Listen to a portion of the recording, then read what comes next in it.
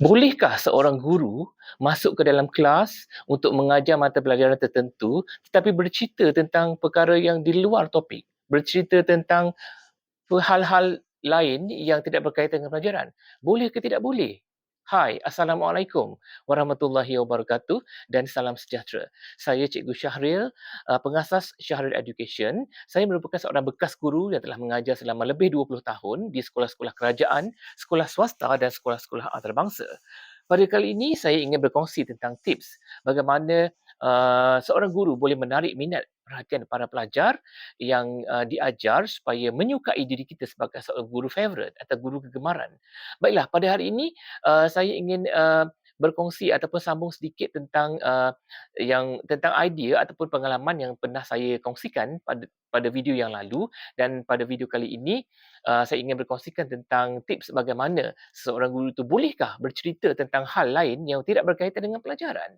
Sebenarnya dalam sistem pendidikan kini, kita tidak boleh terlalu terikat dengan mengajar subjek itu secara formal ataupun secara memenuhkan setiap masa itu dalam bentuk pengajaran yang serius.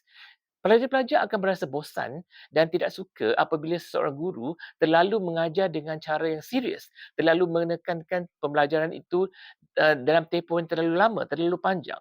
Jadi maksudnya di sini ialah sebagai seorang guru, kita perlu memahami apakah kehendak-kehendak pelajar itu menerima ilmu daripada kita.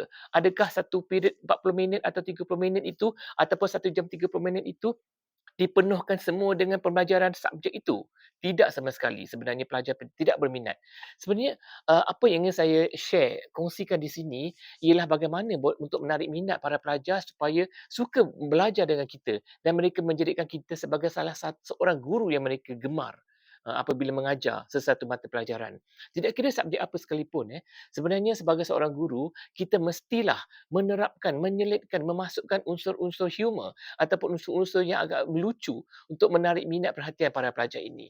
Dan kita sebenarnya sebagai seorang guru boleh sahaja, tidak ada pihak yang mengatakan tidak boleh. Pihak pentadbir atau pihak tertinggi atasan tidak boleh mengambil perkara ini sebagai satu ketetapan untuk kita sebagai seorang guru ni tidak boleh memperbagaikan cara kita mengajar.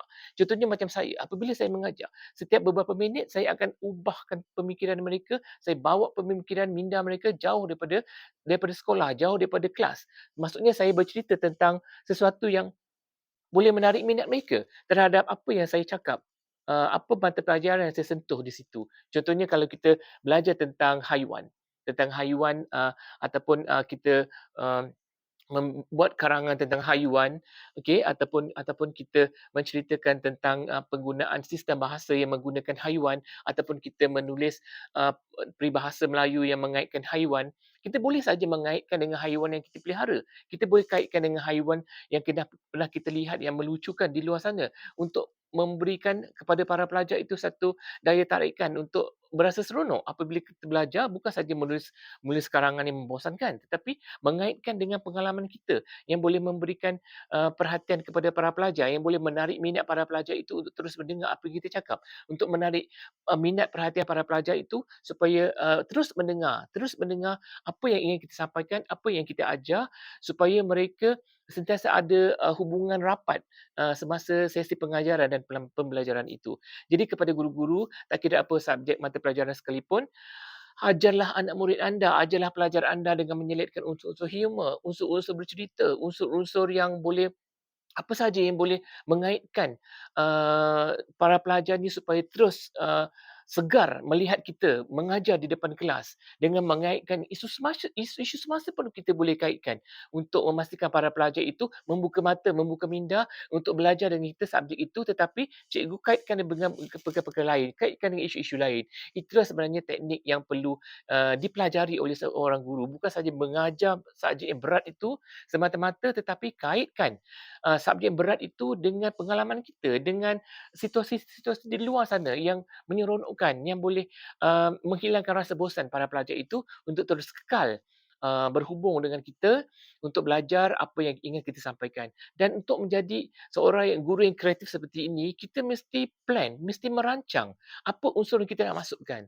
Tidak dinafikan ya, kadang-kadang seorang guru itu boleh bercakap secara spontan, mengaitkan secara spontan apa saja yang ingin dikongsikan.